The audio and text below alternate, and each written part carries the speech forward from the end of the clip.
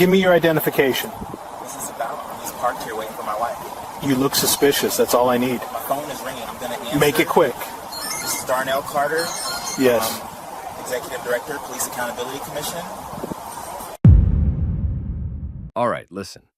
This is the kind of parking lot encounter that makes people say, that can't be real, until you remember how fast a normal day can turn into a controlled situation when someone with a badge decides they're in charge of the story.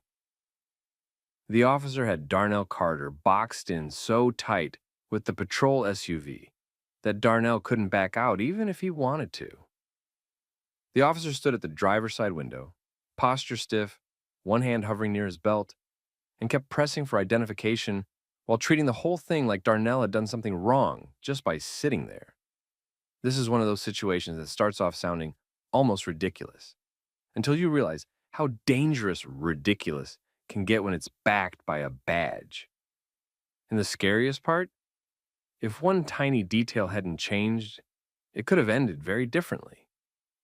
Before we jump in, tell us where you're watching from.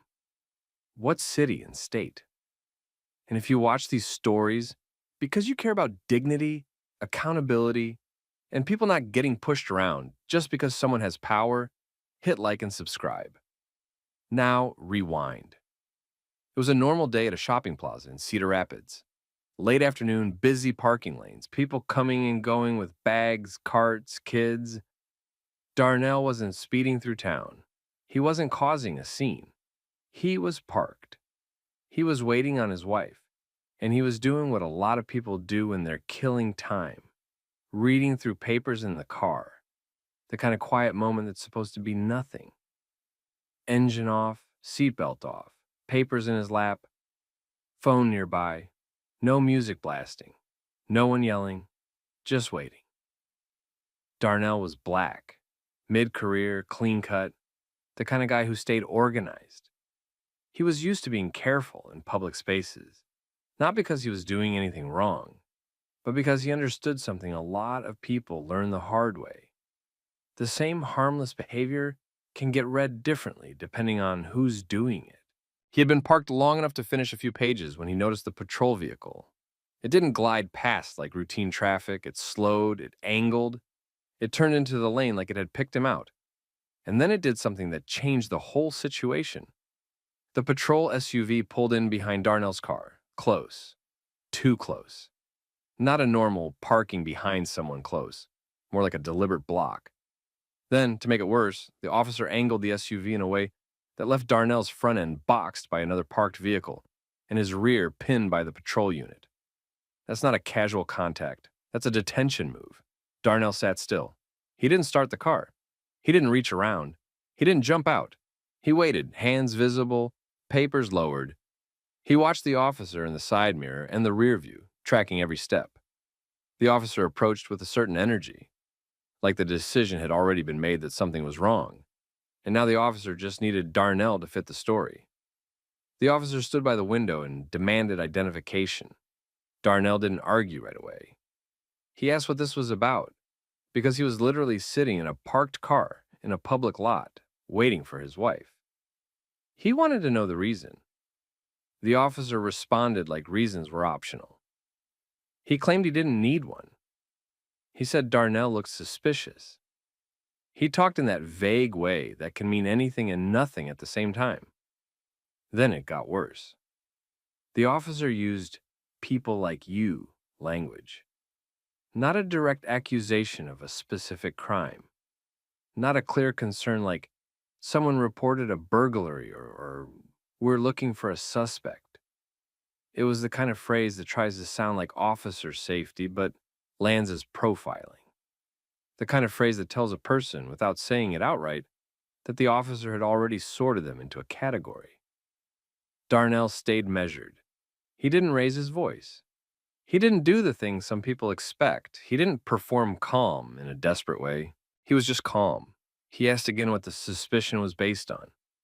The officer didn't answer with facts. He answered with control. He told Darnell to step out of the car. That command changed the stakes immediately, because it wasn't just about ID anymore. Now it was about compliance under pressure. Darnell took a breath. He moved slowly. He made it obvious he wasn't trying to surprise anyone. He told the officer he was reaching for his wallet because his ID was in it. That should have reduced tension. That's what people are told to do. Announce your movements, keep it visible, move slow. But the officer reacted like Darnell had done something aggressive. The officer's posture tightened. The officer's voice got sharper. The officer treated that reach toward the center console like it was a threat, like Darnell had reached for something else. And this is where the power chest starts showing. Because once an officer frames a normal movement as suspicious, the person on the other side is suddenly defending against an accusation that isn't based on anything real. Darnell had to manage his body, his tone, his hands, his wording, while the officer got to escalate on vibes. The officer ordered him to stop moving. Darnell froze exactly where he was, wallet still not even fully in hand. He made his hands visible again. He waited for instructions like his safety depended on it, because it did. The officer then had him step out and immediately put hands on him. Not a casual pat-down. A frisk. The officer ran through the motions like it was justified by suspicious behavior, even though the only behavior was sitting in a parked car and reaching for a wallet after being told to provide ID. Darnell didn't resist. He didn't argue during the frisk. He let it happen, because he knew how quickly a minor disagreement turns into a bigger story when the person with the badge decides it will. After the frisk, the officer took the ID and ran Darnell's information. And that's where this should have ended, because it came back clean. No warrants, no criminal history, nothing that matched the officer's implied narrative. In a normal world, the officer would hand the ID back, maybe give a short explanation and leave. But the officer didn't leave. Instead, the officer stayed right there, keeping Darnell standing outside his own car, continuing to question him like he was still trying to catch him in something. The questions weren't about a specific crime. They were fishing questions, the kind that keep a person trapped in a conversation where every answer can be twisted. Darnell answered without giving extra. He kept it short and clear. He was waiting for his wife, he was reading papers, and he wasn't doing anything illegal. The officer responded with dismissive comments, not overt slurs, not something that would be easy to summarize as one bad phrase, more like a constant drip of disrespect, tone, sarcasm, and the implication that Darnell's explanation wasn't good enough even though it was completely normal. The detention stretched. People walked past, some glanced, some looked away fast. That's how these things often happen. Public enough for witnesses, but private enough that everyone feels like it's not their business. But at least one person noticed the pattern. A man being kept outside his vehicle, searched, cleared, and still treated like a problem. Darnell noticed that too. He saw the passersby. He saw the momentary eye contact. He didn't try to recruit help. He didn't wave anyone over. He stayed focused on one goal: getting out of this without giving the officer an excuse to escalate. Then his phone rang. And it wasn't just a random call. It was the kind of call that mattered enough that ignoring it felt risky. But answering it under this kind of scrutiny also carried risk, because now the officer could use it as another excuse to control the situation. Darnell looked at the officer, signaled what was happening, and made it clear he was about to answer. The officer hesitated, like he wanted to say no. And right there, right before Darnell hit accept, was the moment the entire stop balanced on a thin line. Because the next thing Darnell revealed would change the officer's tone so fast, it would feel like someone flipped a switch. Darnell's phone rang while he was still standing outside his car, still technically detained, still being treated like he owed the officer an explanation for existing in a parking lot. He didn't snap for his phone. He didn't rush. He kept his hands where the officer could see them and made a small, controlled motion to indicate what was happening. He made it clear he was about to answer a call. The officer didn't like it. His body language shifted like he was deciding whether to block it. He couldn't quite justify it out loud, though, because the situation was already thin. No crime, no warrants, no reason that held up. Darnell answered anyway, and he kept it brief. He identified himself the way people do when the call matters and time matters. Then he said the title that changed the temperature in the air. He explained he was the executive director of the city's Police Accountability Commission. The change in the officer was immediate. A second earlier, the officer had been dismissive, controlling, casual about authority. Now he became careful. His posture loosened just enough to signal he was backtracking without saying it. His voice dropped into a more professional register. He stopped using vague, suspicious framing and shifted toward procedural language. Darnell ended the call and looked at the officer again. He didn't gloat. He didn't threaten. He didn't do the "do you know who I am" routine. He did something more effective. He went quiet and let the contrast speak for itself. Because the contrast was the proof. The officer had been comfortable treating him like a problem until it became clear Darnell had a role connected to oversight. Now the officer wanted to control the damage. The officer returned Darnell's ID. The officer started moving toward a soft exit, the kind officers use when they want an encounter to disappear. He acted like it had been a routine check. He acted like the delay had been normal. He tried to wrap it up as if the earlier language and the frisk and the fishing questions hadn't happened. But Darnell didn't let the officer rewrite what had just occurred. He stayed calm and precise. He asked again what the actual reason was for the stop and the frisk. He asked why he'd been boxed in. He asked why he'd been kept there after his record came back clean. The officer didn't give a real answer. He tried to keep it vague.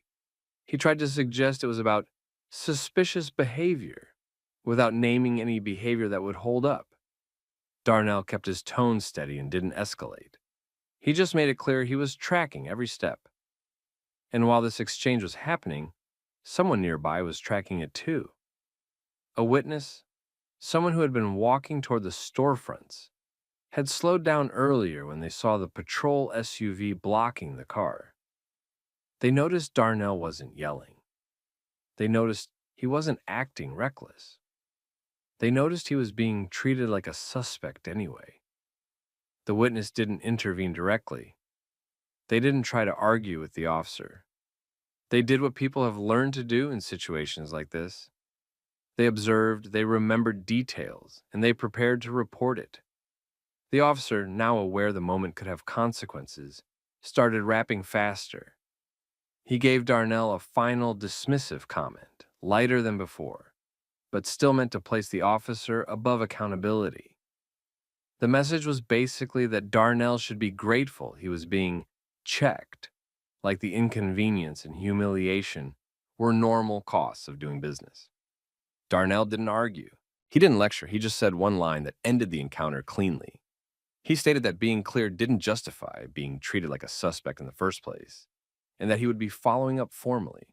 He didn't raise his voice. He didn't threaten. He just made it clear this wasn't going to disappear. The officer walked back to his SUV and drove off. And just like that, the parking lot went back to normal on the surface. But Darnell didn't feel normal. His hands were steady, but his mind was already moving through the timeline like a checklist. The boxing in, the ID demand without reason, the people like you language, the escalation when he reached for his wallet, the frisk, the clean return, the extended detention anyway. Then the sudden tone shift after the title. Those details mattered because they revealed motive and pattern, not just one moment. A few minutes later, Darnell's wife, Maya, came out of a store with a small bag and the look of someone expecting a normal pickup. She saw his expression first. Then she saw the way he was standing, still in that controlled, post-incident posture people get when something has just happened and they're trying to keep it contained. Darnell told her, quickly, what happened. Not with drama, with facts. Maya looked around the lot like she was trying to picture it. She asked where the officer went. She asked if Darnell was okay. She asked if anyone saw it. That's when Darnell pointed out the witness nearby, someone who had lingered longer than a casual shopper would.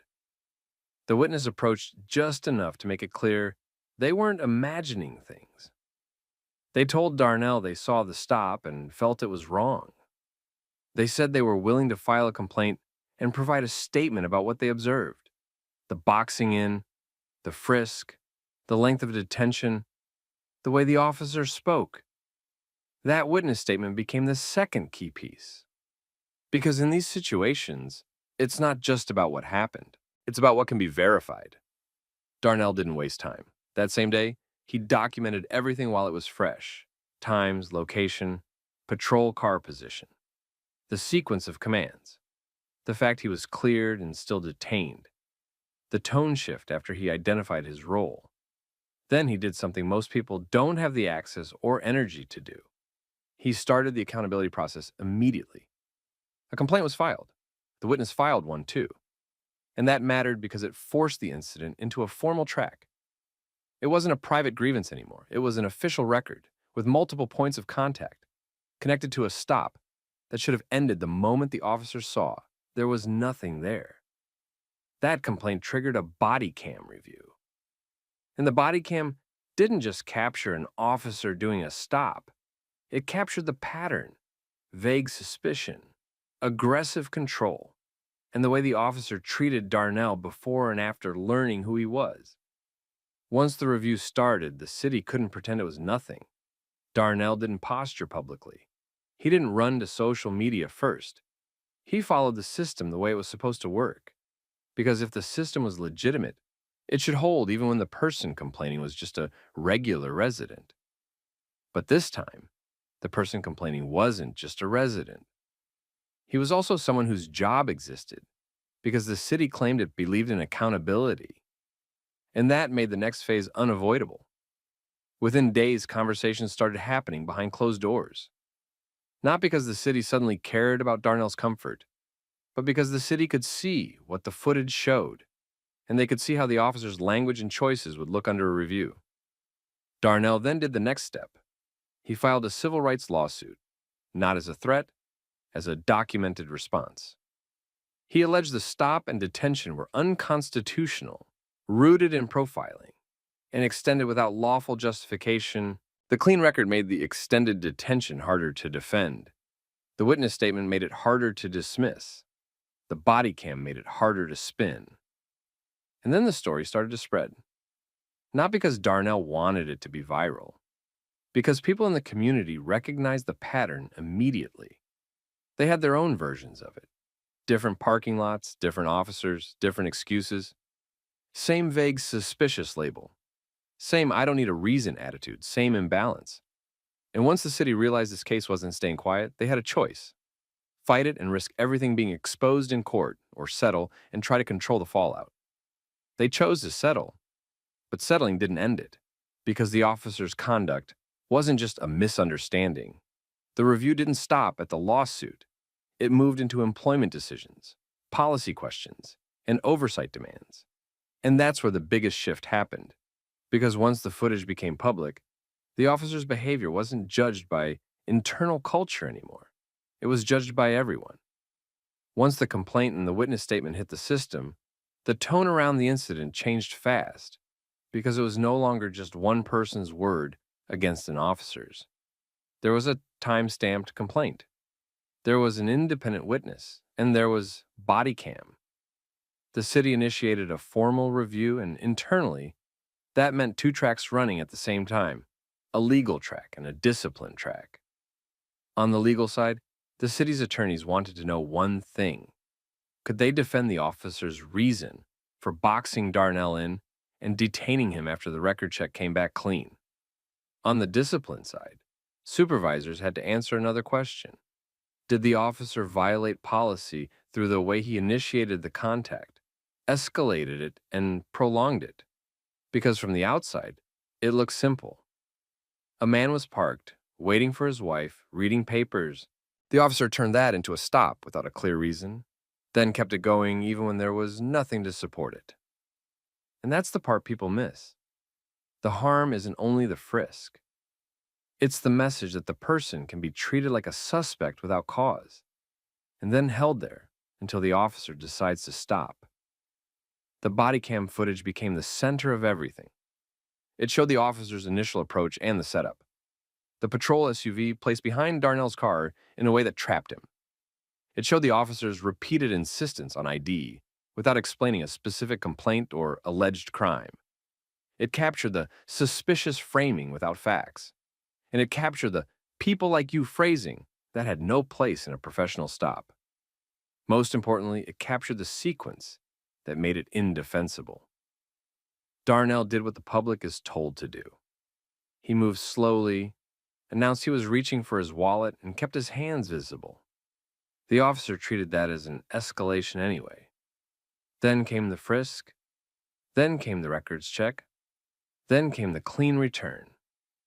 And then, still no release. Instead of ending the encounter, the officer kept fishing. He kept Darnell outside the car, still under control, still being questioned, still being treated like an explanation wasn't enough. Then the call happened, and the footage caught the pivot. The moment Darnell identified his role as executive director of the Police Accountability Commission, the officer's demeanor changed. The officer didn't suddenly discover a new legal standard. He didn't suddenly remember policy. He just adjusted because the risk changed. That contrast wasn't subtle on video, and supervisors knew it. Attorneys knew it. Anyone who watched knew it. Darnell's lawsuit moved quickly because it was built on clear elements. The stop lacked a solid, articulable reason. The detention was prolonged after exculpatory information came back, and the officer's language suggested bias.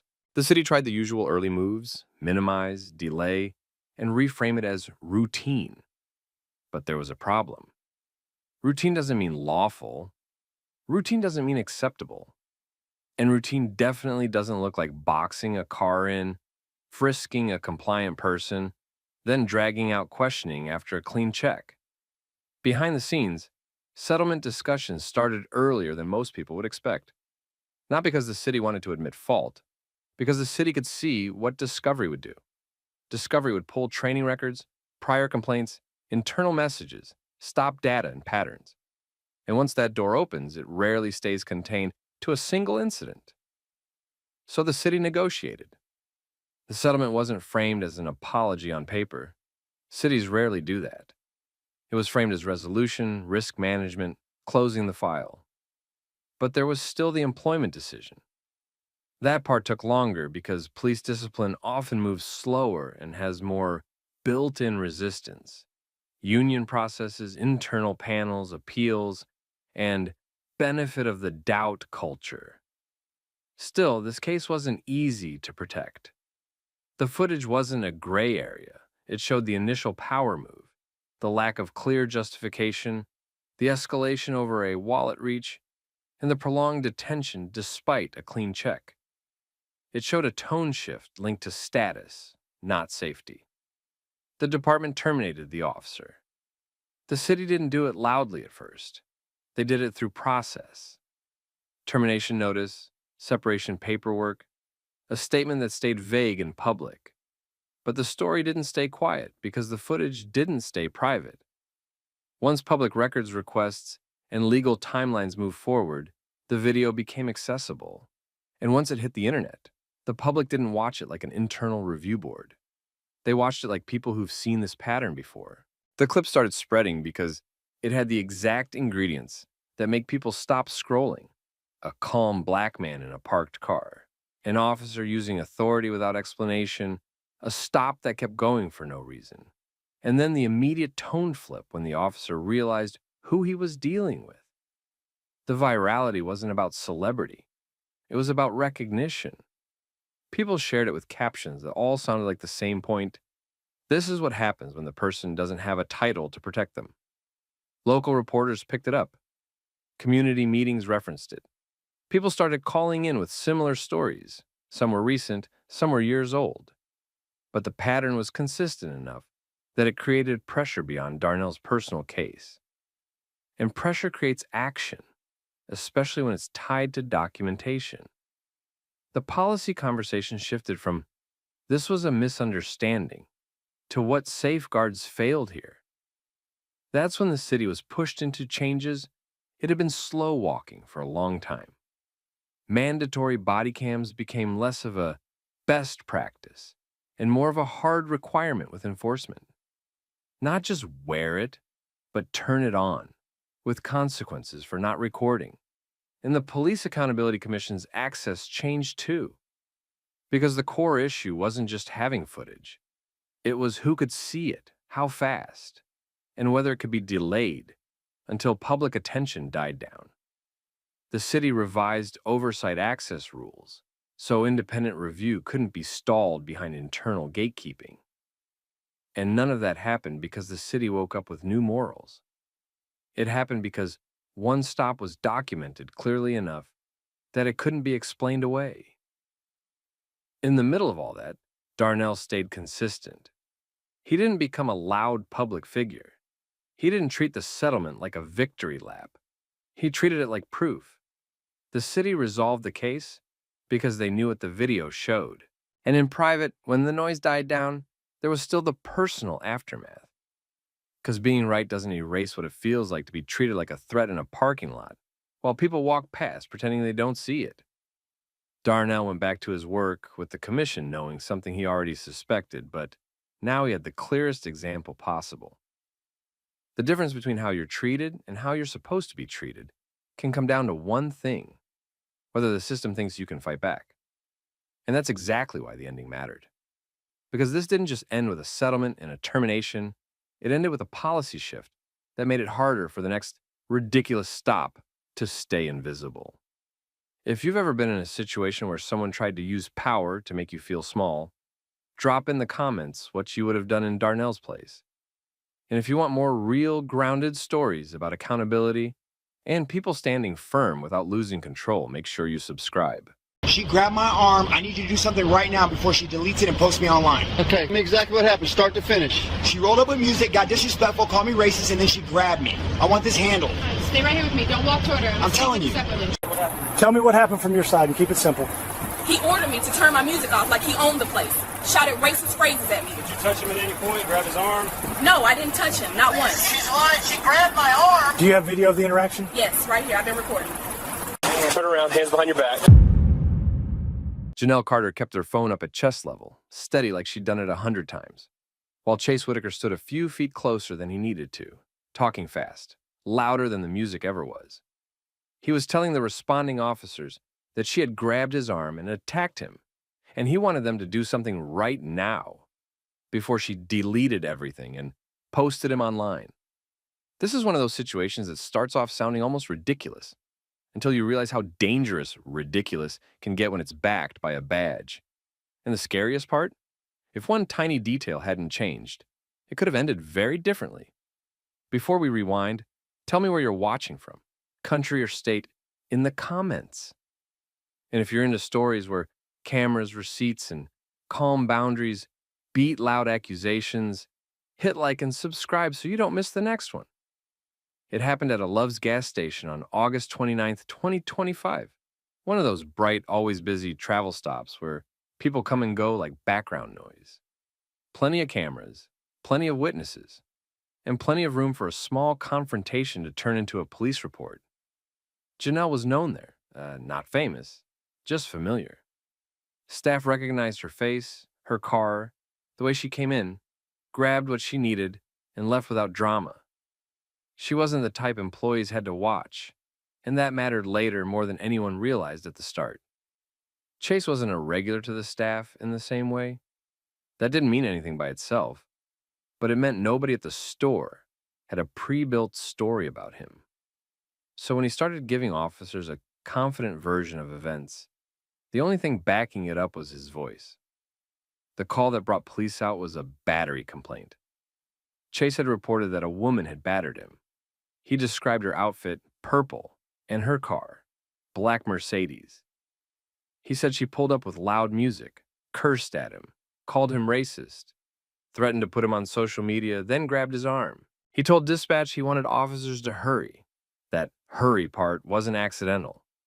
Chase was trying to control the pace before anyone could slow the story down and test it.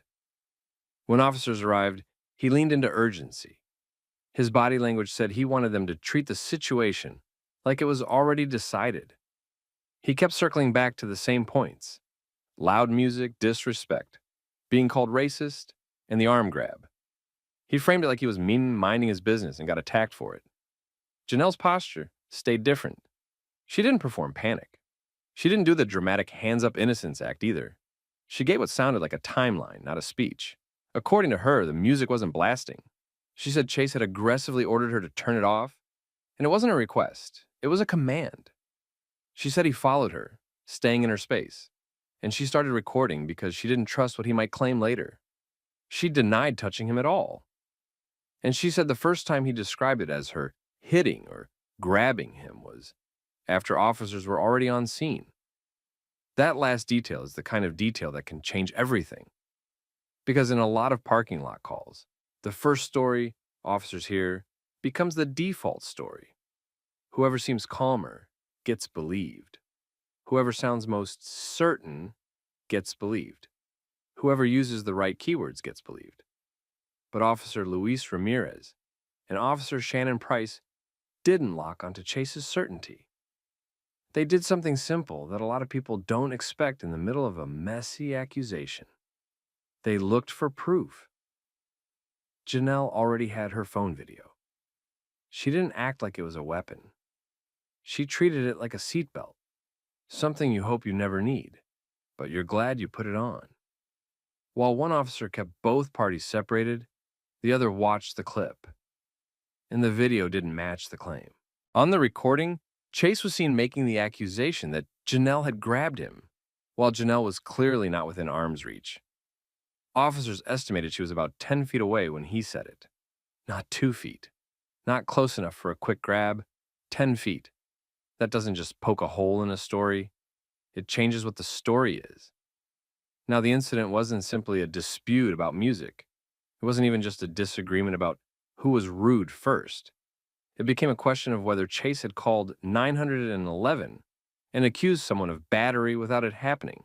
And while the officers were processing that, the store employees started adding context. Devin Pike, one of the employees working that shift, told officers Janelle was a regular and didn't cause problems. Another staff member backed it up.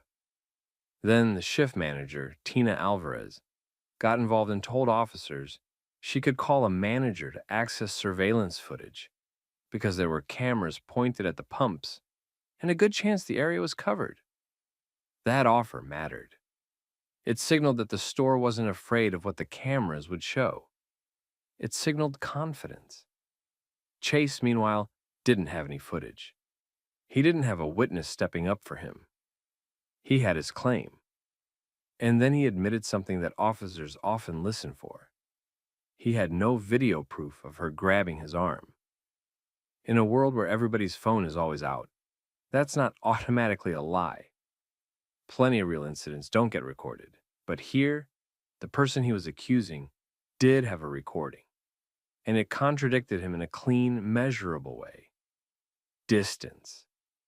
This is where the power chess part shows up. Chase had tried to use the system as leverage. He used key phrases that make police move fast: battery, aggressor, hurry, threat to post online. He pushed the idea that he was being targeted and harassed. But Janelle's move wasn't louder. It was cleaner. Record first. Speak second. Keep space. Let the facts carry the weight. The officers didn't rush to make her prove she didn't do it. They did what they were supposed to do: compare statements to evidence. And once the evidence didn't match Chase's allegation, the direction of the call flipped. Instead of treating Janelle like a suspect, officers started treating Chase's report like the potential offense. He wasn't just mistaken. The accusation was specific. He said she grabbed his arm. He called 911 for it. He wanted immediate action. Yet the only video in play showed him making the claim while she was too far away to have done what he said. That's not a gray area, that's math. At that point, officers detained Chase. His tone shifted, less certainty, more frustration. The officers stayed procedural. They weren't debating him. They were documenting. He was arrested for making a false report. On top of that, he was cited for disorderly conduct and obstruction, based on how he acted during the investigation and response. Janelle wasn't celebrated. She wasn't treated like a hero. She was treated like what she was, the person who didn't lie, didn't escalate, and had receipts. Before officers cleared the scene, they gave her contact information and asked her to send any additional videos she had for the case. That detail is important too. It showed they were building the report around evidence, not around whoever shouted first. And just like that, a moment that could have gone sideways at a gas station ended with the person who made the accusation being the one put in cuffs. As soon as Chase Whitaker realized the call wasn't going the way he expected, his whole strategy changed. A minute earlier, he'd been pushing urgency, trying to make the officers treat his story like it was already proven. But the second officer, Luis Ramirez, pointed out the distance issue on Janelle Carter's video. Chase stopped acting like the victim of a battery and started acting like someone trying to talk his way out of consequences. He began reframing. He leaned into the idea that the whole thing was a misunderstanding. He tried to make it about feelings instead of facts. He tried to make it about respect again. But police reports don't run on vibes. They run on timelines. Officer Shannon Price did what good officers do in messy public disputes. She separated the noise from the measurable. She kept asking the same kinds of questions: where everyone stood when the supposed contact happened, how it happened, what came before it, and what proof existed of any of it. Chase's answer kept landing in the same place. He didn't have proof of the arm grab, and the only video being shown didn't support his claim. And Janelle didn't try to win the conversation. She stayed in her lane. She kept her voice level. She kept space between herself and Chase. She let the record speak. That's the part a lot of people don't understand until they're in it. Calm isn't weakness. Calm is control. While Chase was detained, the store side of the story got even clearer. Devin Pike and shift manager Tina Alvarez weren't trying to take sides emotionally. They were doing something more useful than that. They were offering context and access. They explained to the officers that Janelle was a regular who didn't cause problems. Not perfect, not an angel, just consistent. The kind of customer who didn't bring drama into their store. That alone didn't prove innocence. But it mattered because it lowered the odds that she randomly snapped into violence at a pump. Then Tina made the next move that pushed the whole situation from a parking lot argument into a documented case. She initiated the process to get surveillance. Love's Locations didn't just hand footage out to anybody, and Tina knew it. She called for a manager and started the standard chain to access camera angles. The officers didn't treat it like overkill. They treated it like confirmation. Because if the cameras showed no physical contact, then this was bigger than a rude exchange. It was a false report with a named person and a serious allegation. And here's something people don't talk about enough. A false report doesn't just waste time. It puts a target on someone who didn't do anything. It invites escalation. It can become an arrest that never should have happened. That's why the tiny detail mattered so much. The distance on the phone video. If Janelle hadn't been recording, the officers would have been standing there with two competing stories and one person insisting he was attacked. In plenty of places, that's enough to make the wrong decision in the moment. Instead, the officers had a clip that froze reality. When Chase was taken into custody, it didn't look dramatic. It looked procedural. He was searched, handcuffed, and walked to the patrol vehicle. The energy at the pump dropped immediately once he was no longer controlling the scene with his voice. Janelle didn't celebrate. She didn't perform relief for anyone. She looked like someone who'd just dodged something she didn't want to think about. Officer Ramirez gave her contact information and instructions for sending over any additional recordings. He also explained what would likely happen next in the simplest terms, because the next part is where people get lost. Reports, evidence uploads, statements, follow-up calls, court dates if needed. Tina and Devin stayed nearby, not hovering, just present. It mattered that Janelle wasn't standing alone while paperwork got finished. It mattered that witnesses were willing to attach their names to what they'd observed, that she wasn't the problem customer, and that they were confident enough to push for camera footage. And meanwhile, Chase's original 911 call wasn't just floating in the air anymore. It became part of the case file. His words, how urgent he sounded, how sure he acted, how he described the alleged battery, were now evidence too. Back at the station, the pieces started lining up in a way Chase probably didn't anticipate. Officers had a false allegation of battery tied to a specific person, a phone video that contradicted the key claim, on-scene admission that he had no video proof, store employees willing to support the idea that the accused person wasn't creating problems, pending surveillance access that could further confirm or deny physical contact. That's not a messy he said, she said. That's a case with an obvious direction. And this is where viewers should ask themselves something. How many people have had the opposite outcome just because they didn't think to record? Over the next couple of days, the incident didn't disappear. Gas station staff talked. Regulars talked. People who weren't even there started hearing the story in pieces, first as gossip, then as a warning. But Janelle didn't run to social media immediately, even though Chase had tried to paint her like someone who would. She focused on the boring part, sending the videos to the officers, saving backups, and writing down everything she remembered while it was still fresh. Time, location, who said what, where everyone stood.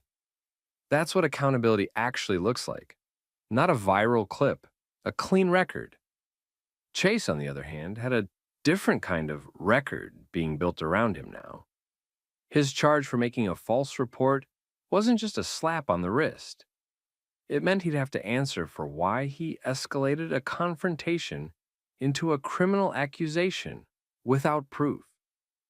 And once a prosecutor saw that phone video detail, the claim happening while the accused stood about 10 feet away, there was no way to pretend it was just confusion. The system doesn't always protect the right person, but when evidence is this clear, it becomes harder for anyone to ignore. And that's where the real consequences started.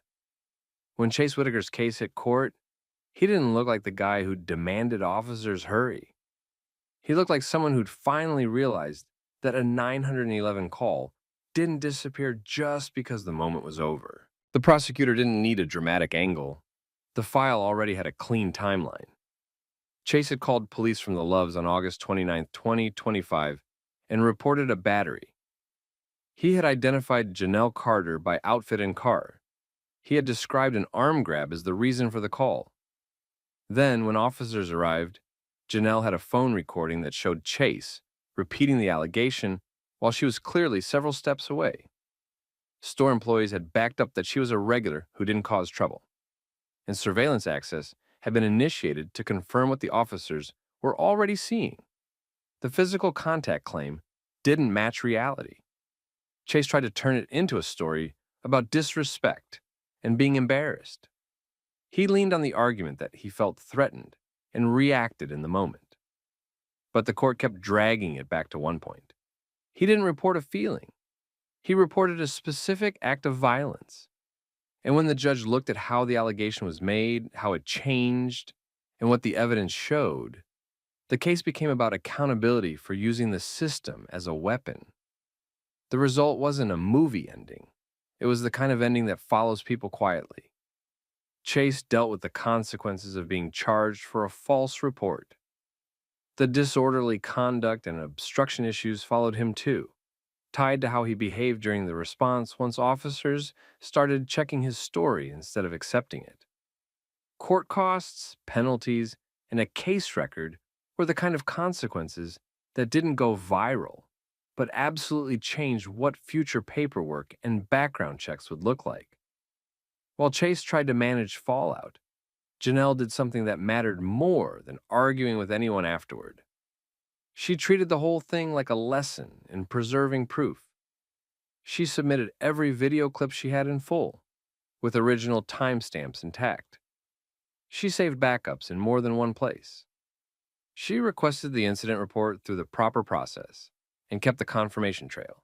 She wrote down the names connected to the case: Officer Luis Ramirez, Officer Shannon Price, Sergeant Dane Holt, plus the Love's staff who stepped up: Tina Alvarez and Devin Pike. Not to build a social media moment, to build a record. She also contacted Love's corporate customer relations, not to blame the store, but to make sure the location's cooperation and surveillance process were documented from the business side too. That move mattered because companies pay attention when an incident shows they could be pulled into liability or public scrutiny later. Love's didn't dismiss her. The store staff had done the right thing. They stayed neutral, offered surveillance access, and helped stabilize the situation by backing facts instead of drama. Inside that Love's after August 29th, the atmosphere shifted in small ways. Employees got quicker about pulling a manager in when someone started trying to control another customer. They stopped brushing off early warning signs like aggressive commands, following too close, and escalating a petty argument into a police-level accusation. Tina made sure staff understood the difference between a loud customer and a customer trying to use authority as a threat. Janelle didn't walk away thinking the world had suddenly become fair. She walked away knowing one ugly truth and one useful truth. The ugly truth was that she could do everything right and still be accused. The useful truth was that documentation could keep an accusation from turning into handcuffs. That night could have ended differently if one tiny detail hadn't been there. Video showing distance, clearly enough that nobody could pretend it was a mystery. So here's what this story really teaches. When someone tries to turn a personal confrontation into a police problem, staying calm is only half the battle. The other half is preserving the truth in a way the system can't ignore. Now let me ask you, if you were in Janelle's position, would you have started recording right away? Or would you have assumed the truth would speak for itself? Drop your answer in the comments, and if you want more story times where receipts beat loud accusations and accountability actually shows up, hit like, share this with someone who needs it, and subscribe for more. So it's clear. I'm recording because you walked up recording us first. What are you taking pictures of? Why are you here? We're filming in public. You don't need our personal details. Michigan plates. That tells me everything. You're not from here. So because we're black and not from here, you're treating us like suspects? Yes. I'm racist. Jalen saw it in the man's hands first, phone up, already recording, before he even heard the footsteps. Old Town was still waking up. Stores were dark. Streets were quiet. And yet this 72-year-old white man walked straight toward two black men with a camera, like he'd been waiting for a reason. He didn't start with a greeting. He started like an interrogation. This is one of those situations that starts off sounding almost ridiculous, until you realize how dangerous ridiculous can get when it's backed by a badge. And the scariest part? If one tiny detail hadn't changed, it could have ended very differently. Quick thing, where are you watching from? Drop your city or state in the comments.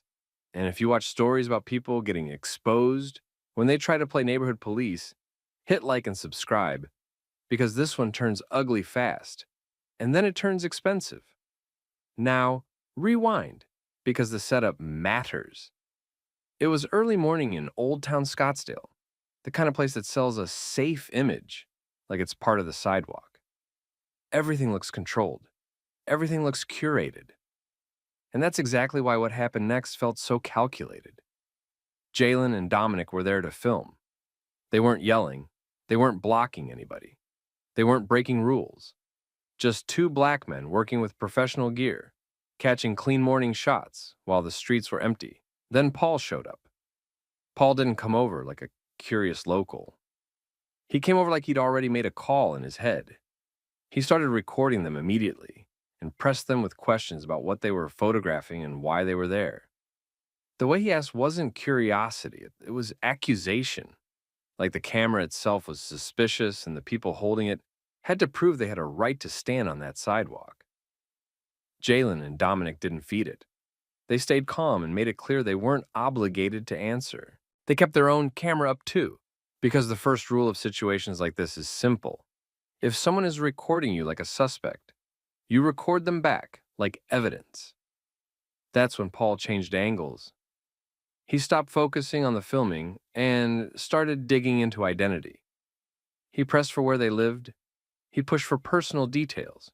He tried to turn the conversation into a background check. And then he found what he thought was his winning card. Their car had Michigan plates. Paul pointed it out like he'd just solved a case. The out-of-state plate became his proof that they didn't belong, that this wasn't normal, that this was something he needed to confront. This part is important because it's a common move. If you can't openly say you don't want certain people in your space, you pick something else. Plates, clothes, time of day, and act like you're just being careful. But Jalen didn't let him hide behind that. He called out what it felt like, racial suspicion dressed up as neighborhood concern. And here's the moment everything shifted. Paul didn't deny it. He didn't correct it. He didn't do the usual scramble. No, I treat everyone the same. No, you're misunderstanding me. No, I'm just looking out. Paul said he was racist, out loud, like it was a badge he'd earned. Then he tried to justify it by talking about the area like it was some restricted zone, like a no zone, as if he had authority to decide who gets to exist there without being questioned. That's the mask-off moment. Because once someone admits that, the confrontation isn't about cameras anymore. It's about power. It's about intimidation. It's about what he thinks he can get away with. And Paul acted like he could get away with a lot. He stepped closer. He crowded them. He kept his phone trained on them while pushing into their space like he wanted them uncomfortable enough to leave on their own. When Jalen and Dominic held their ground, Paul tried control through tone. He talked like they weren't allowed to respond. Like any pushback was talking back. Like he was disciplining them instead of speaking to equals. And when even that didn't work, when they still didn't leave, still didn't shrink, still kept recording, Paul escalated again. He started threatening force, not hypothetical, not joking. The kind of lines meant to make two men decide whether to risk a fight or walk away. Jalen and Dominic didn't mirror him. They didn't step into his chaos. They did something smarter. They went firm and procedural. They told him to back up. They told him to stop crowding them. They made it clear they felt threatened. They warned him not to touch them. And in that quiet early morning street, with fewer people around and less accountability in the moment, those cameras became the only thing keeping this from turning into Paul's private version of justice. Because here's what Paul didn't expect. They weren't leaving, and they weren't going to let him rewrite the story later. They were building a record in real time. And Paul, still recording, still pressing, still acting like he ran the sidewalk, was about to say and do the exact things that would follow him for the rest of his life. By lunchtime, the clip wasn't just a weird morning anymore. It was everywhere. People weren't arguing about what happened. They were arguing about what it meant. And that's because the video didn't leave room for interpretation. It showed an older man walking up like he owned the sidewalk, recording two black men like suspects, and escalating when they refused to submit. Old Town Scottsdale is the kind of place where reputation matters. Businesses depend on the image. And once that video started picking up traction, it stopped being a personal confrontation and became a public problem. That's why the police reached out the same day. Not because Jalen and Dominic did anything wrong, because they didn't, but because the internet had already done what it always does. It forced the situation into the light. When officers contacted Paul, they didn't come at him like he was a criminal right away. They did what police do when they're trying to pin down the facts. They asked what led to the encounter. Paul's response told them everything. He didn't describe it as a neighbor moment. He described it like a security incident. He said he saw two black men with a sophisticated camera and decided it didn't look like tourism. He framed their presence like it was suspicious by default, like the burden was on them to prove they weren't a threat. Then he reached for his justification. He claimed he was watching for trouble, because of protests and unrest. Like that turned his assumptions into responsibility. And here's where it gets even more revealing. Paul admitted he took a picture of them first. Not a casual photo, not a harmless snapshot. He presented it like documentation, like he was collecting intelligence. He said they took exception, as if their reaction was the problem instead of his behavior. Then he told the officers what he did next. He forwarded the photo to a nearby shop owner. That's an escalation a lot of people miss in the moment, because it sounds small until you think about it. That wasn't just being nosy.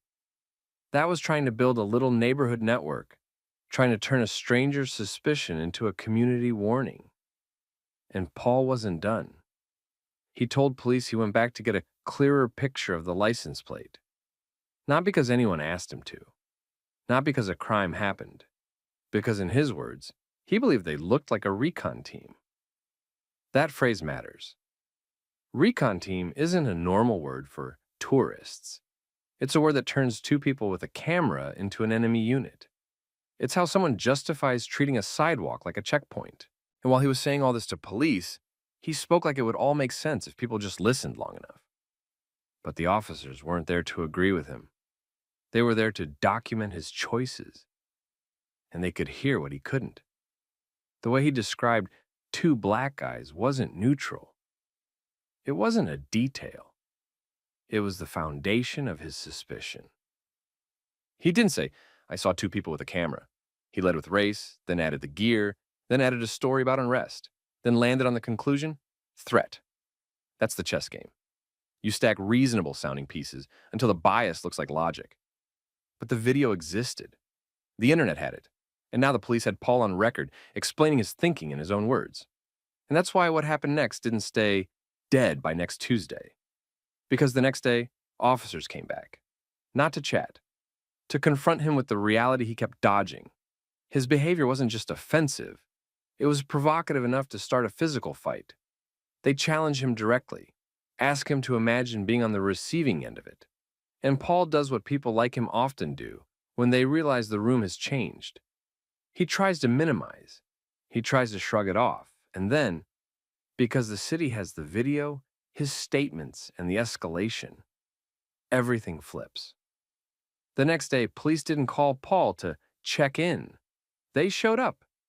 Because once something like that goes viral, it stops being a he said. It becomes a public record.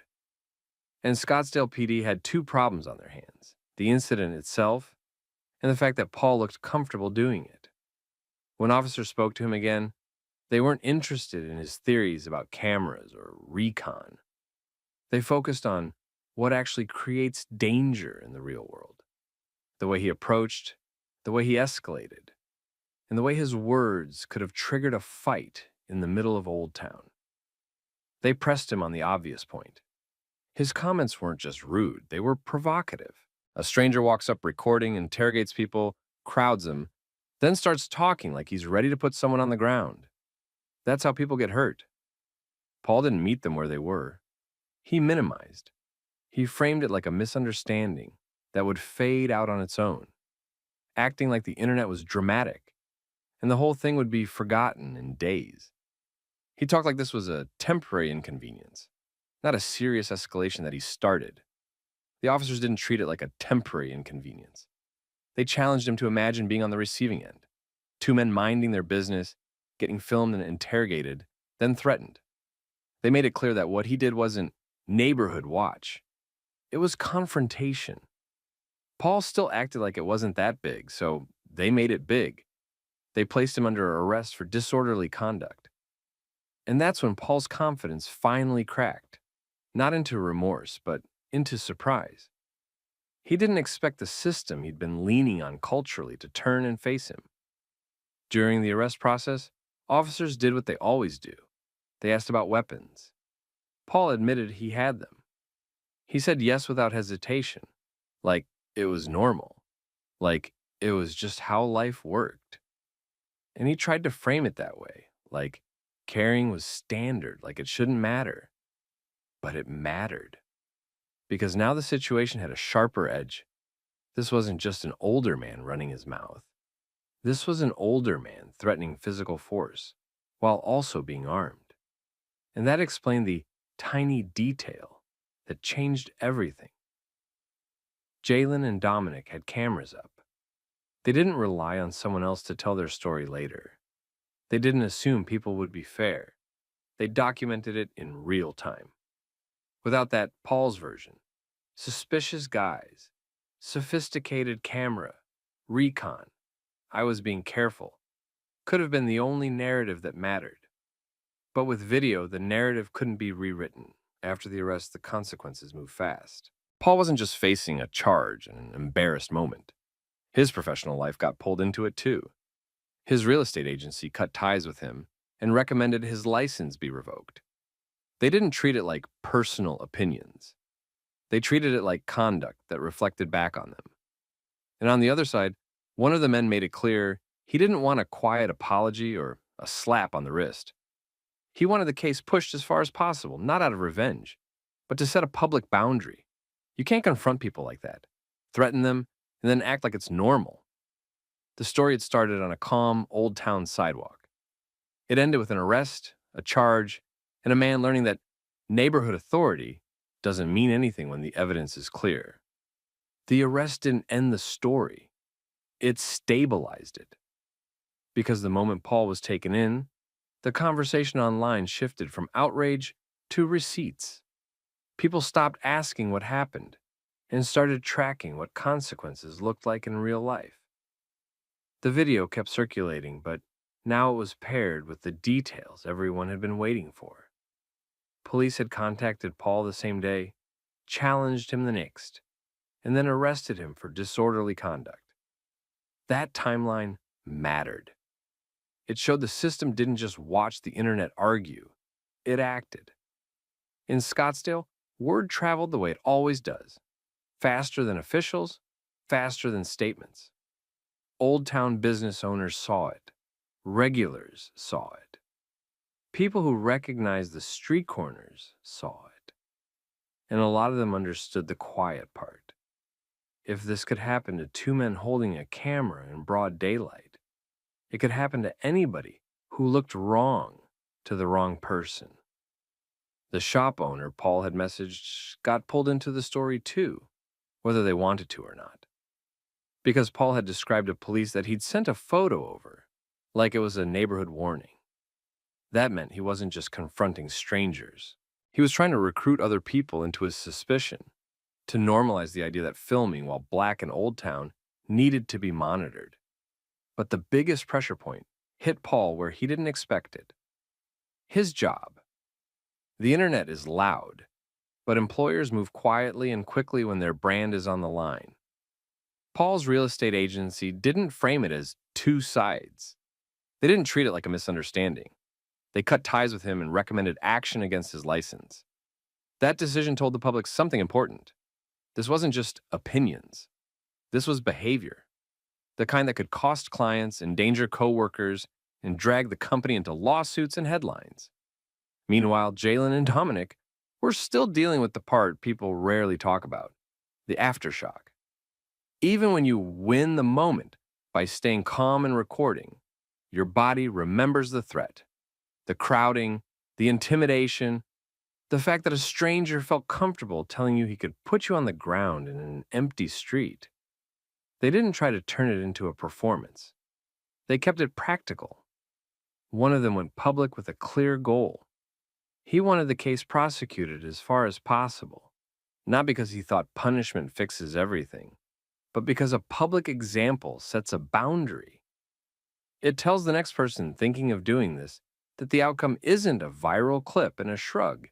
It's handcuffs, a record, and fallout. And that was the real shift. Paul had tried to control the story from the first second by recording them first, labeling them outsiders, and treating their presence like a threat. But once the footage spread, he lost control of what mattered most. How the public saw it, how police documented it, and how institutions responded to it. Old Town went back to looking calm. Same sidewalks, same morning light.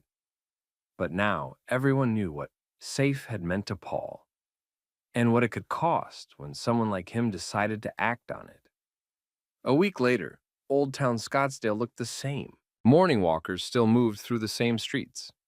Tourists still took selfies by the same corners. Cameras still pointed at murals, storefronts, sunlit sidewalks. But Jalen and Dominic weren't looking at the neighborhood the same way anymore. Because the lesson wasn't that one rude man got arrested. The lesson was how fast a normal moment can turn into a confrontation when someone decides they have the right to police you. Paul never needed a uniform to act like an officer. He didn't need permission to interrogate strangers. He didn't need proof to assume the worst.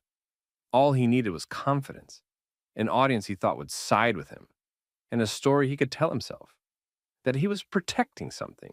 That's the trick in a lot of these situations. The person escalating doesn't see it as escalation. They see it as duty. And that's why the tiny detail mattered. The reason this didn't end worse was simple. The cameras were already rolling, and Jalen and Dominic didn't surrender control of the narrative. They didn't get baited into swinging first. They didn't get baited into saying something they'd regret. They stayed calm, stayed firm, and kept repeating the only boundary that matters in a situation like that: back up, don't touch, stop crowding. Then they let the evidence do the heavy lifting. Because once the video hit the internet, Paul's favorite weapon, his confidence, turned into his biggest liability. His words didn't sound like concern. They sounded like what they were: suspicion aimed at two black men for existing in the wrong place with the wrong look, plus threats meant to force them to leave. And when police got involved, Paul's own explanation didn't help him. He doubled down. He described them by race first.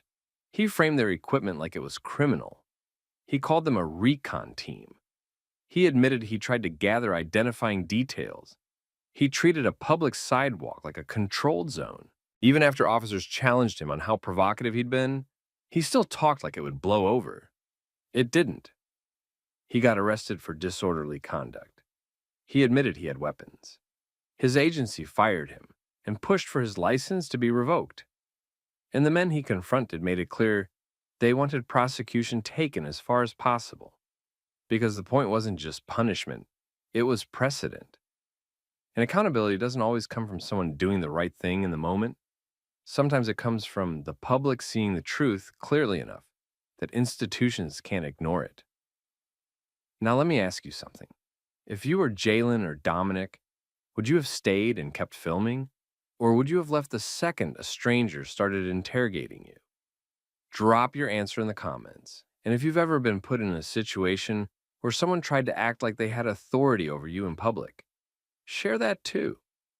People learn from each other's patterns. And if you want more story times where dignity wins, receipts matter, and people who try to intimidate strangers end up facing real consequences, make sure you like, subscribe, and turn on notifications so you don't miss the next one. We need to check your belongings. I do not consent to a search. Get a supervisor. Ma'am, stop resisting. These credentials are fake. This looks like impersonation. The hallway was already empty when it turned into a checkpoint. Judge Alana Pierce was in a dark judicial robe, her tote on one shoulder, her phone in her hand, and the long day exhaustion still sitting behind her eyes. She'd cleared the last security door and was walking through the exit corridor, the part of the federal courthouse that was supposed to lead straight out. That's when two officers stepped in from the side, like they'd been waiting for someone to pass. The first one, Officer Edward Danner, positioned himself in the narrowest part of the corridor. The second, Officer Tyler Reese, stood a half step behind him, angled like a backup plan. And in seconds, the whole space changed. Danner started with what sounded like casual questions, but his body language didn't match casual. He kept his stance squared, eyes fixed, voice controlled in that way that wasn't friendly. It was measuring. Reese kept scanning the area like he expected her to run. Pierce kept moving at a normal pace until Danner made it clear she wasn't getting by. She calmly explained who she was and why she was there. A federal judge finishing a late day, leaving the building like everyone else. They didn't shift. They didn't soften. They didn't step aside. Instead, they pressed harder, wanting details, wanting her destination, wanting her job said in the exact phrasing they would accept. And when she didn't play along with the tone change, the questions started acting like orders. The moment it stopped being awkward and became something else was when Danner demanded identification and then didn't give it back. Pierce stayed composed because she understood what this was turning into. Not a misunderstanding, not a mix-up, a power move. Danner looked at her ID, then at her face, then back at the ID again, like the facts were optional. Reese shifted closer, closing the corridor space behind her, subtle, but not subtle enough. Pierce didn't raise her voice. She didn't argue emotionally. She did what people with real authority do when they're being tested by fake authority. She narrowed it down to procedure. She asked if she was being detained and on what basis. And that's when Danner made the situation official without using the official word, by telling her she wasn't leaving until they verified who she really was. Narrator voice. Engaging phrase.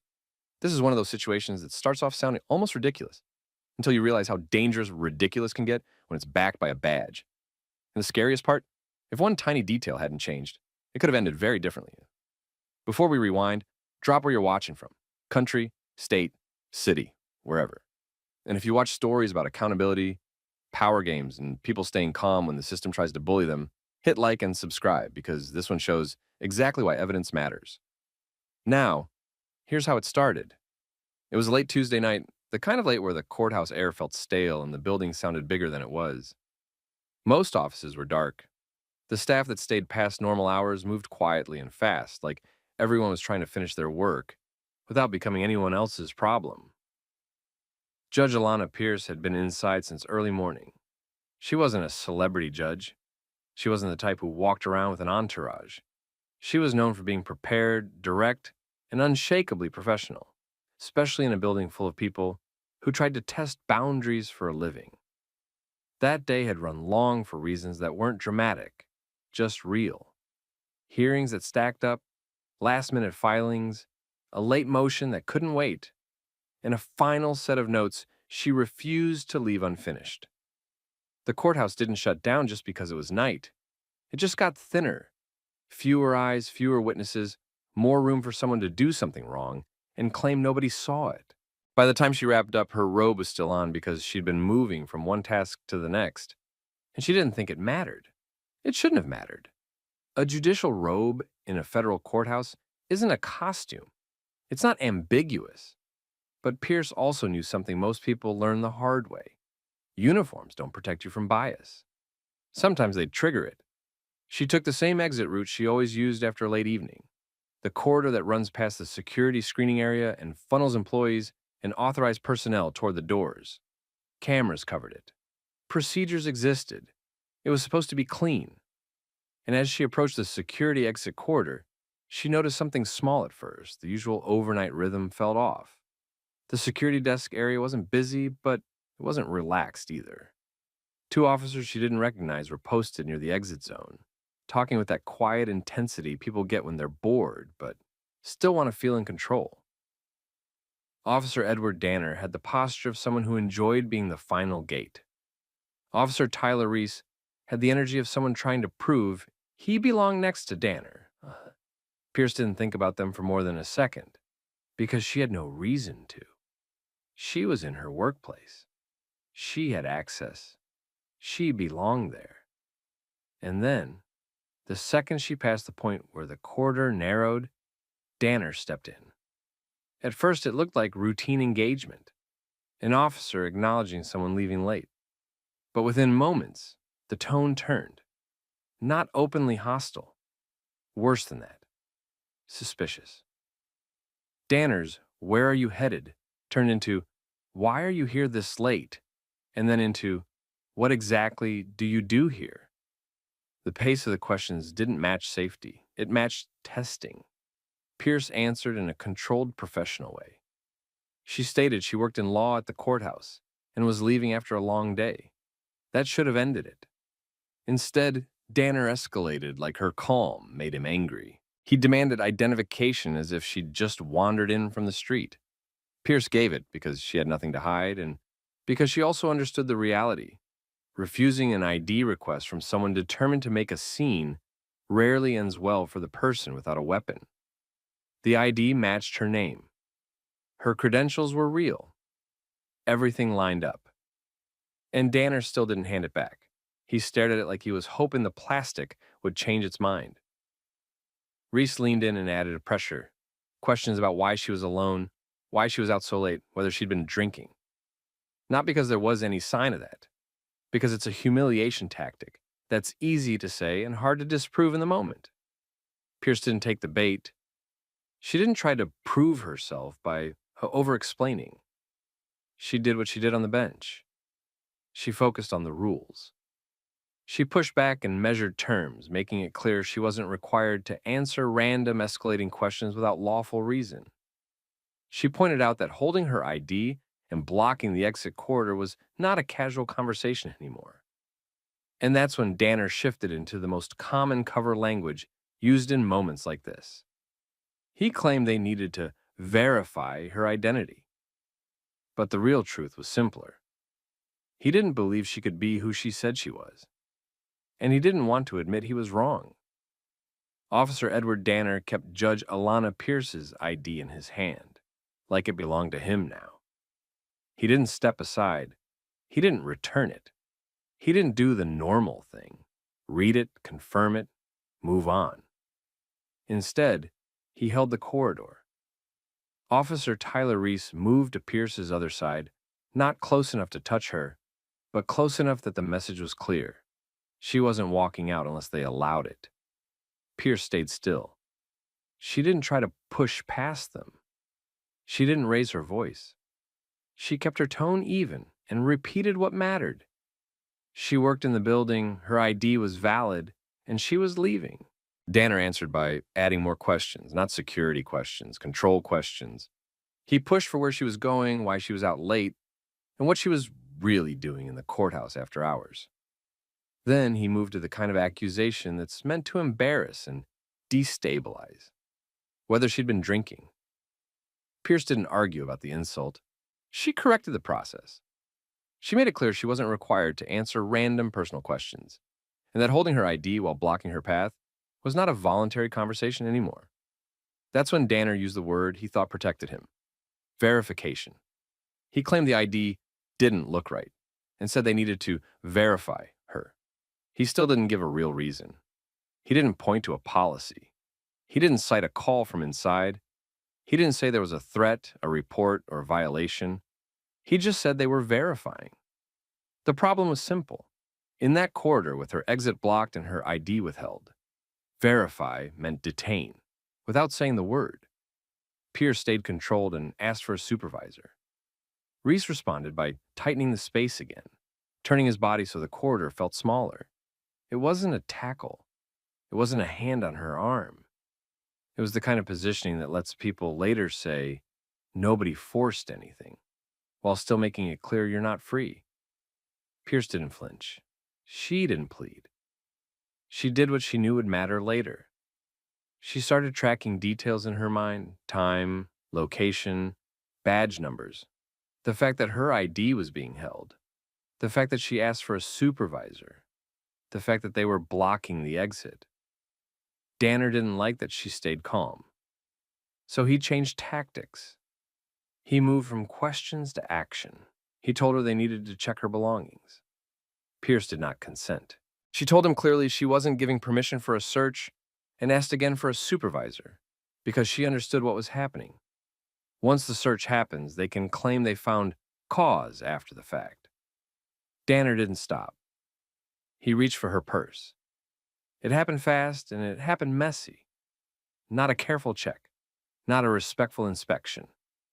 He grabbed the purse, pulled it open, and dumped it onto the courthouse floor. Her personal items scattered. Keys, phone charger, a few papers, small everyday things that had nothing to do with any crime. The corridor lights made it all look worse, like a staged scene. Then the credentials fell out.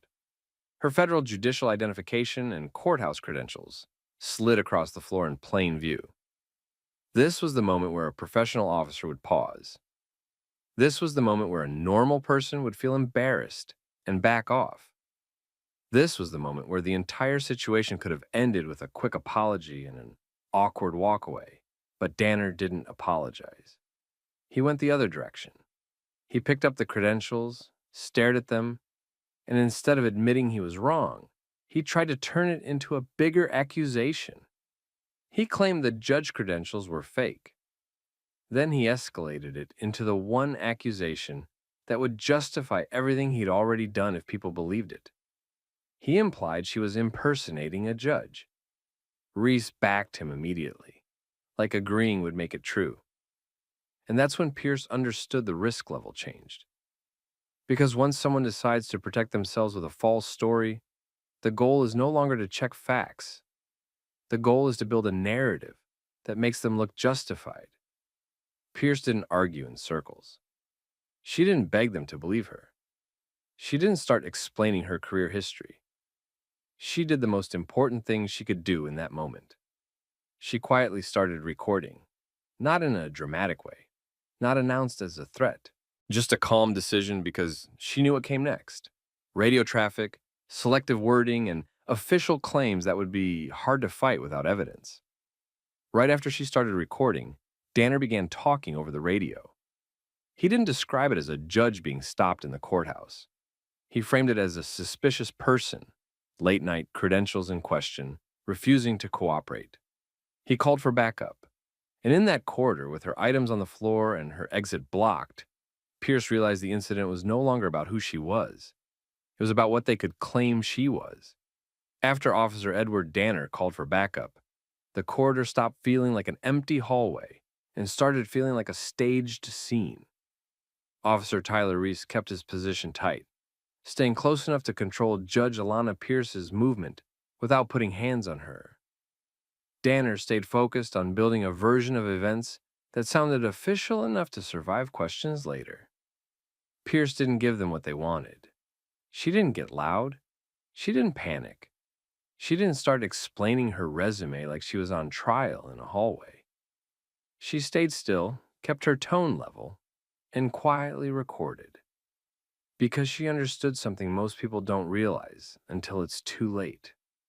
Once officers start talking on the radio like you're a suspect, the incident stops being about the truth and becomes about what they can document first.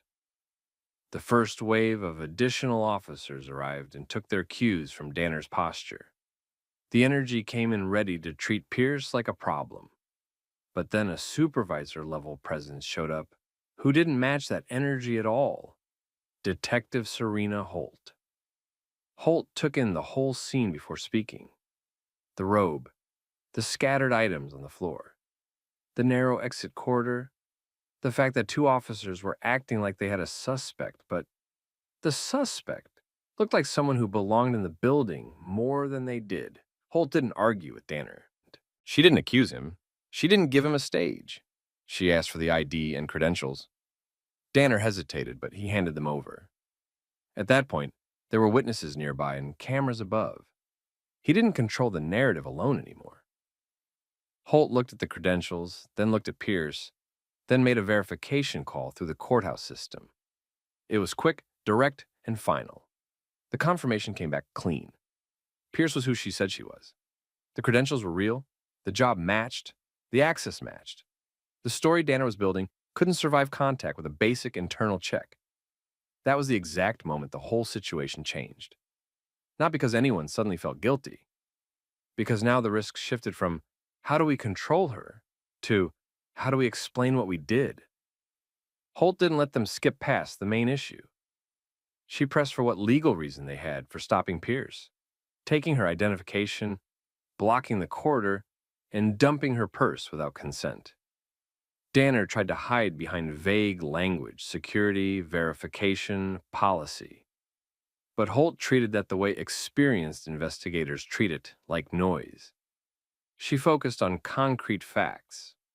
There was no report of a threat, Pierce was leaving through a controlled exit route. She produced identification. There was no lawful basis to turn the interaction into a detention. And once they searched her property without consent, the situation moved from unprofessional to unlawful. Pierce didn't celebrate. She didn't insult them. She didn't need to. She simply gathered her belongings off the floor piece by piece, slow and steady, while courthouse staff watched. The night security lead, Mr. Ortega, had stepped closer by then, and his expression said enough. This wasn't a confusion anymore. It was a problem. Holt returned Pierce's identification directly to her. Then she ordered the corridor cleared. The officers stepped back, and Pierce walked out the way she should have been allowed to walk out from the beginning. But the incident didn't end when Pierce left the building. It followed them into reports, logs, and footage. Within days, the courthouse started doing what institutions always do when something goes wrong in a monitored space. They pulled records. Security cameras covered the corridor. The screening area had angles that showed the search. The radios had timestamps. The call for backup had language in it. And Pierce's recording captured the part the cameras couldn't capture perfectly: tone, sequence, and the way the officer's story evolved once the credentials hit the floor. Danner and Reese quickly realized their original narrative didn't fit the evidence. So the language in their paperwork shifted. What had been described out loud as a suspicious impersonator started turning into softer phrasing. They leaned on the most common defense used when there's no real justification. They claimed they were acting in good faith for safety, that they needed to verify, and that Pierce was uncooperative. But the footage didn't support that. The footage showed Pierce standing composed. It showed her handing over identification. It showed the corridor blocked. It showed her belongings dumped. It showed the moment the credentials appeared. And it showed the officers escalating after proof, not before it. The radio logs also didn't help them. The way Danner framed the call made it clear he was building suspicion, not responding to it. The timing showed how quickly it moved from questions to control. And multiple staff members confirmed what the cameras already suggested. Pierce was not acting erratic, not threatening, not trying to access anything she shouldn't. She was trying to leave. Once the internal review began, it became less about Pierce's status and more about the officer's conduct. That mattered because the defense they hoped to hide behind, we didn't know who she was, wasn't enough. Even if she weren't a judge, the stop still needed a legal basis. The search still needed consent or cause. The detention still needed justification. The impersonation claim still needed facts. And none of those pieces existed. Over the next several weeks, the consequences moved in layers. First came administrative action, formal complaints, review interviews, and command staff asking questions that couldn't be dodged with vague verification talk. Then came discipline measures depending on what internal policy and oversight required: remedial training, suspension, removal from certain posts, and performance review flags that don't disappear. Then the legal layer tightened. Once you have unlawful detention, unlawful search, and an attempted false story, it stops being a small HR issue. It becomes liability. It becomes civil rights exposure. It becomes the kind of case that forces a department to explain itself with evidence, not excuses. Pierce didn't go on a media tour. She didn't need attention. She needed accountability and documentation. She filed the right reports, preserved her evidence, and let the system face the facts it created on camera. Because it happened in a courthouse, one of the most recorded government spaces that exists, the usual "it's your word against ours" didn't work. Policy changes came quietly, the way institutional changes usually do. Clearer after-hours exit protocols. Rules about when ID can be held and for how long. Mandatory supervisor involvement if a staff member or official is stopped without a specific call for service. Documentation requirements for any property search. Training updates that focused on one key point. Suspicion isn't a feeling you get to act on. It's something you have to justify. Pierce walked away with a blunt reminder. Status doesn't prevent profiling. A robe doesn't stop someone from deciding you don't belong. Titles don't protect you in the moment. What protects you is composure, boundaries, and proof. Because in the end, what started as a basic hallway encounter turned into a documented example of how fast verify can become detain, how fast detain can become search, and how fast search can become a false accusation when someone needs to protect their pride. And that's the lesson. When power acts reckless, it depends on silence. When truth has evidence, power has to answer. Now tell me this. What would you have done in Judge Alana Pierce's position? Would you have recorded, demanded a supervisor, or tried to leave? Drop your answer in the comments. And if you want more real, grounded storytime cases where accountability wins, hit like, subscribe, and turn on notifications so you don't miss the next one.